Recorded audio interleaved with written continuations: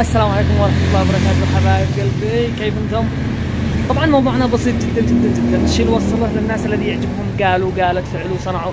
يا رجال ايش دخلك انت من هؤلاء الناس؟ ايش عليك منهم؟ ما فعلوا ما سووا ما اكلوا ما شربوا، بيخرجوا بزلط بيخرجوا جاوعين. ايش دخلك؟ تكلم عن نفسك وما عليك من احد. انا مستغرب من بعض الناس الذي هو يعجبه هذاك فعل هذاك سوى هذيك سوت هذيك خرجت وهي فاعله. ايش عليكم من هذا المجبر بكله؟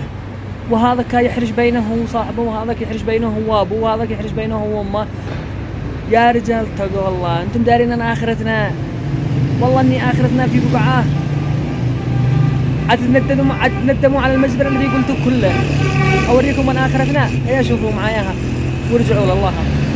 خيامه بسرتوا وان اخرتنا تحت التراب، ما حد معانا ولا حد موجود معانا ولا حد، انت لحالك وعملك يعاملك، وخلوا الخالق للمخلوق وهو خبر بكل شيء.